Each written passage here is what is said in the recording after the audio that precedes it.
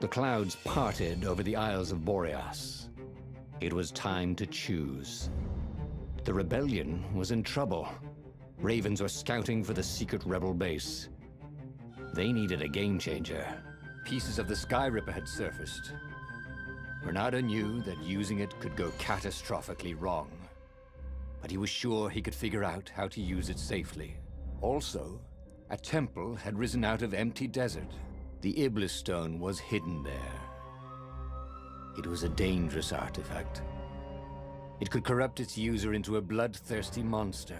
Maybe he could find a way to use it, to take its power without surrendering to its wickedness. And also, his old friend Lapino needed rescuing. Of course, Reynardo had a pretty strong suspicion that Lapino had betrayed the rebellion, and he had a gut feeling that he needed to use that to his advantage. Reynardo finally realized that Lapino was a traitor to the cause, and maybe Reynardo could use that somehow.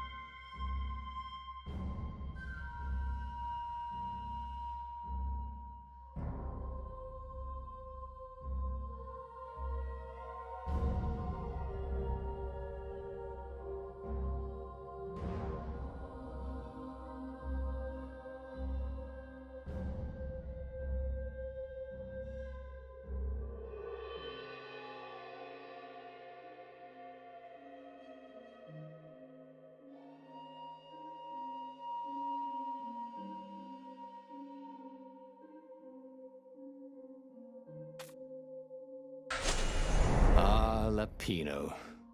Apparently, the Mad Rabbit had sold a Pegasus that he did not exactly own. Lapino always wiggled out of trouble, given time. But he was out of time. Lapino's frantic message said that the Ravens were going to kill him for being a rebel spy. And that he had a clever plan. If the fleet reached him first, they'd string him up for that. Never mind the winged horse. Or so Lapino had told him over the far speaker anyway.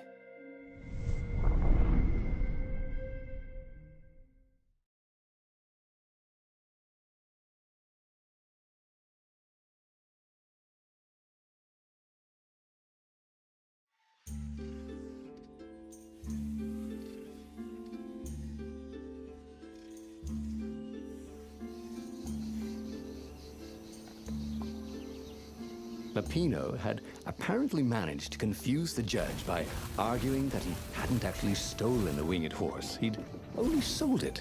But wait, where was the prison? The village was empty. Had everybody fled the Ravens?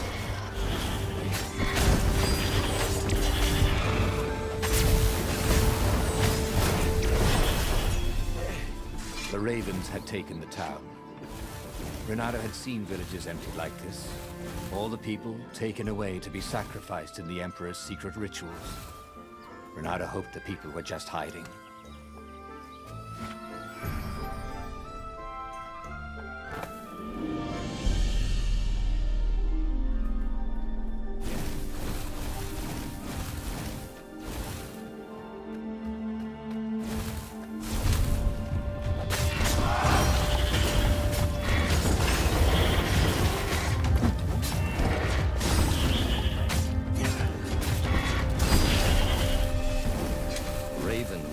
landing everywhere.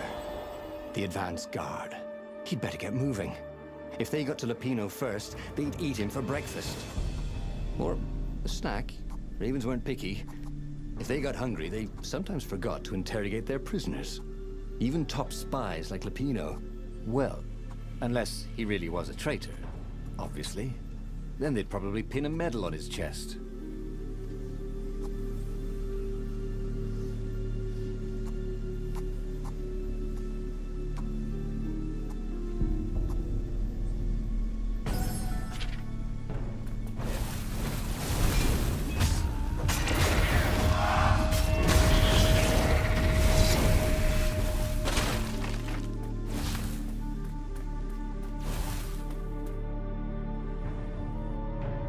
Dirty and bloody, Reynardo finally reached Lapino.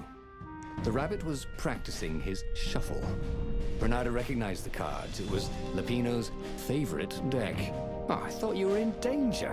I am. The ravens are coming. Oh, the prison thing. Right, yeah, we see this guard owed me 53 ducats, so we made a deal. They're very reasonable people, actually, for weasels. Now, I got a brilliant plan to kidnap Zenobia. We capture Zenobia, we find out what she knows, and that's the whole war right there. Easy peasy, lemon squeezy. Capture the Emperor's greatest general, who happened to also be a deadly sorcerer, and, oh, his only daughter? That would be worth it. And it would be nice to see her. He'd always had a soft spot for her. And he felt sure she had one for him. On the other hand, he could still get to the core of the Sky Ripper, even if he couldn't get the whole thing. It must have great power.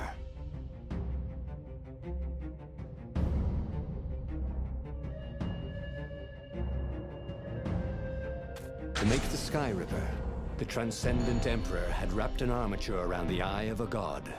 Reynardo had already let that armature slip away to save Lapino's life. But even its core, the eye torn from a god, surely they could fashion a great weapon from that. The core of the Sky Ripper? Lapino's excited. That's an actual thing that we could just go and get. You've been busy. He sure had. Reynardo told him all the things he'd been up to.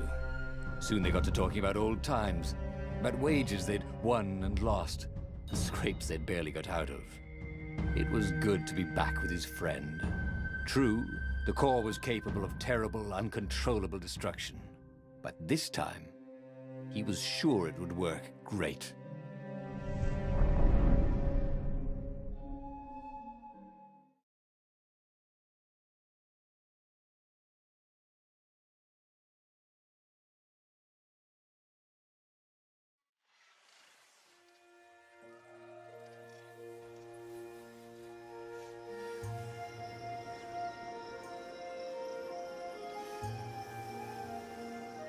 It's beautiful here, thought Reynardo. It was nice to be back with his old war buddy. All right, Lapino was a traitor. But still, he was good company.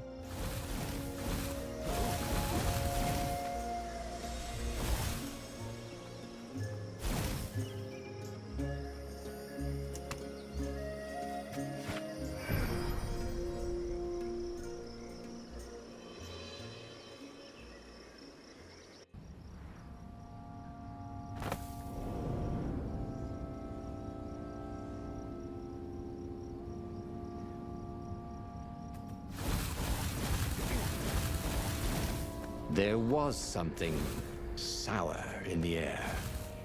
Like the earth had ruptured over something that had been fermenting for a very long time.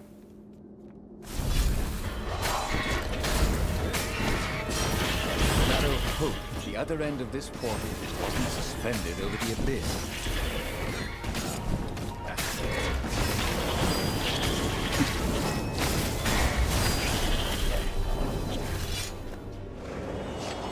Reynardo felt wrong all over. He could feel an almost palpable sickness in the air. And if the land could have tumors, they would look like these monstrous crystals. The forest was quieter than it had been. There were insects, a few birds, He didn't catch the raven. Reynardo's felt sick animals and dying. No help. Getting a bad feeling about this. Reynardo thought. Maybe Lapino was right. Maybe he should have kidnapped Zenobia instead of coming here. As he held the radiant icosahedron, Reynardo felt queasy. Like dozens of tiny worms were nibbling his insides. It wasn't healthy to be so close to the eye of a god. How could he use it? He could take it to the observatory. The scientists there could tell him how to harness its ancient power. But honestly, Reynardo ached to get away from it. He brought the core back with him to the Farfarer. But honestly, Reynardo ached to be rid of it. Tell you what, said Lapino. I'll take it to the observatory. You attack the Imperial outpost. The Imperial outpost was a vital communications node. Taking it could shatter the Empire's ability to coordinate. And it would be full of secret plans and maps, and maybe even rebel prisoners. It was a good target for a hero like Reynardo. But what if Lapino lost the core to the Empire? That could be a good thing, couldn't it? Was Reynardo ready to take that risk? Maybe it was better if he brought the core to the scientists himself.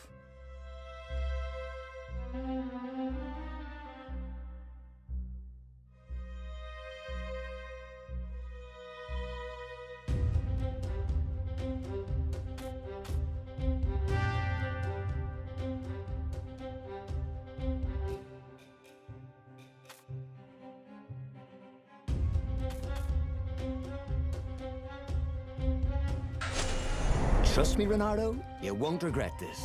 I'll treat the core like it was my own baby daughter.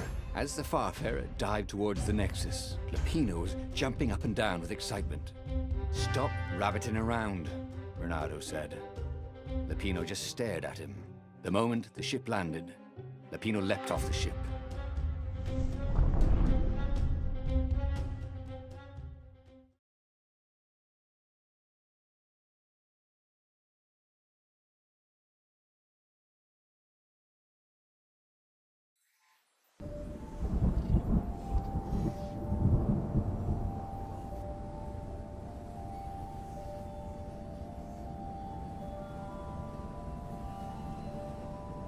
As Lapino vanished into the wilds of the Nexus, Reynardo vaguely remembered Lapino had a baby daughter, didn't he?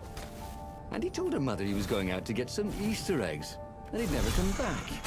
But Reynardo was relieved not to carry the core anymore. He was already feeling better.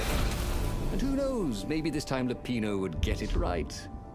And if Reynardo could take the outpost, he'd have access to all the Empire's communications in this sector. Right?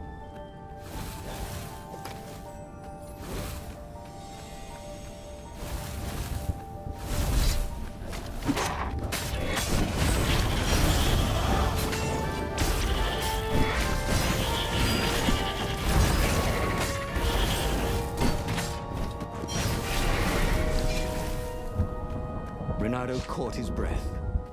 His joints still hurt, but he couldn't feel the poison in his system anymore. He'd let the armature slip out of his hands to save his friend Lapino. Of course he had to let Lapino take the core. The rebellion needed every man doing his duty. And the rabbit would be no good taking on an Imperial outpost, right?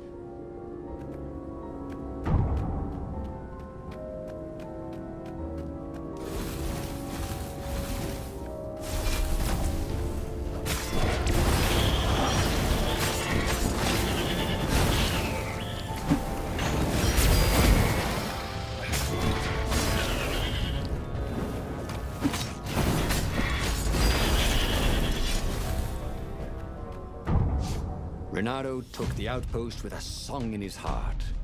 Soon, he was stuffing his sack with key messages from and to the fleet. Then the Farspeaker Toad chortled a new message. The observatory had been sacked by ravens. Lapino and all the scientists had been taken to the mountains. Why? Why had he trusted Lapino again? And now the Empire had the core. Reynardo hailed the rebel base to warn them. but their far speaker didn't crouch back. Was the base under attack too? Lapino would have to wait. The core would have to wait. Reynardo had a very bad feeling that something was going terribly wrong at the rebel base. Its location was secret, but secrets can be discovered.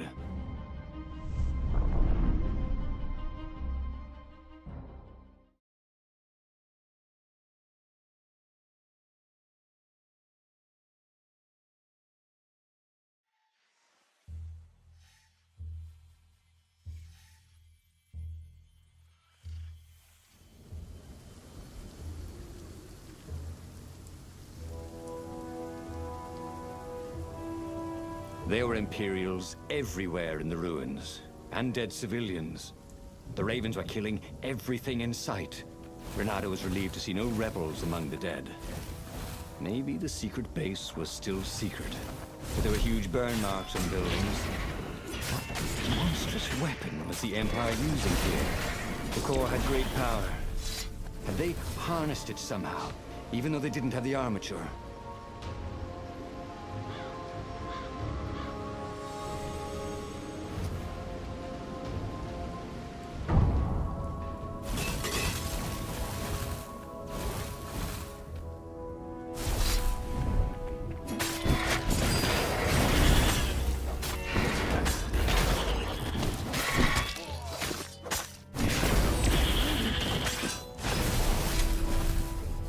Even if Reynardo could rescue the secret base, then what? Without the Sky River, they'd still lose the final battle. One of these days, he's really gonna have to start thinking things through.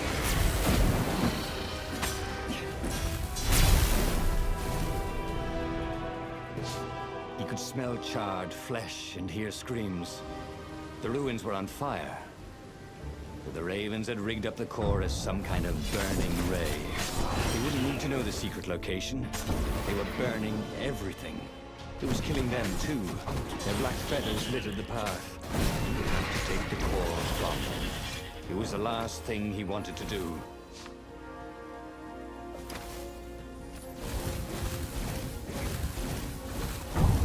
Hey, didn't I just kill your brother?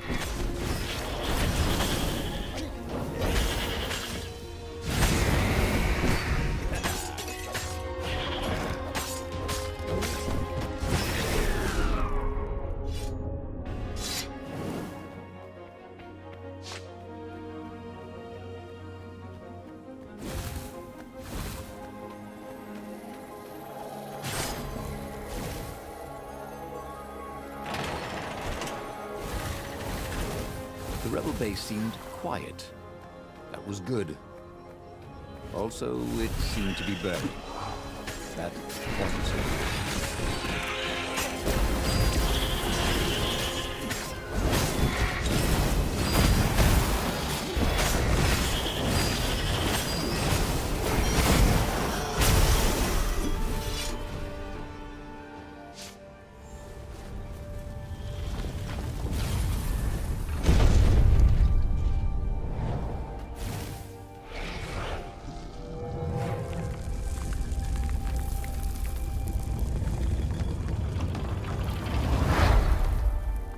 As the last Raven fell, Reynardo felt worse than he ever had. The core was killing him, again. The council members cautiously came out into the smoke. "You saved us," croaked the speaker. They would put the weaponized core deep in a cavern, she promised, where its poison could harm no one. They would heal him if they could, she said. No, he's a weapon now. We need one. I'll lead the charge. "It will kill you," croaked the speaker. "I guess it already has," Reynardo said. She bobbed her head gravely. "When all this is over," she said, "we'll name our new capital city for you." He flew towards the Imperial fleet, a myriad ships in disciplined formation, waiting for the signal to destroy the rebellion forever. Behind him, the rebels were charging. If he failed, they would die. And so the final battle began.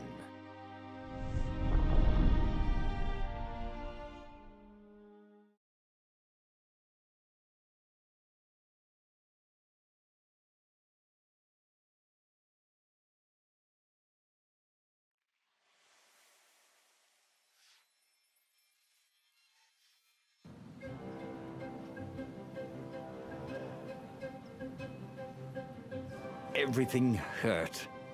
It was unpleasant to fight this way. With each blow he struck with his sword, he felt weaker. Yet each time the core fired, it got brighter.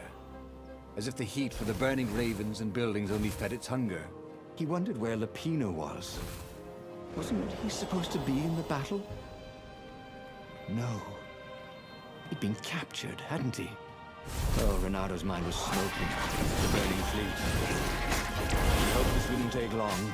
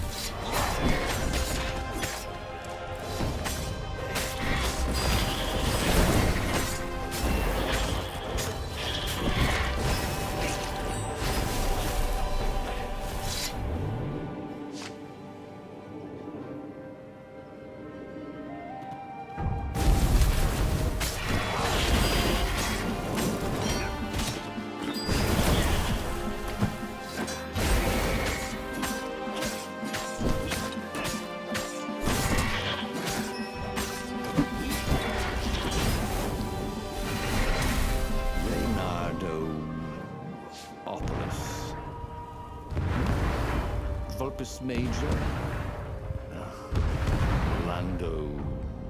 Nardo. If they were going to name a capital city after him, well, he just wished he had a better name. Where was Lupino? He missed Lupino's bitter outbursts. Or did he? Lupino had gotten him into this mess, hadn't he? It was a wonderful weapon.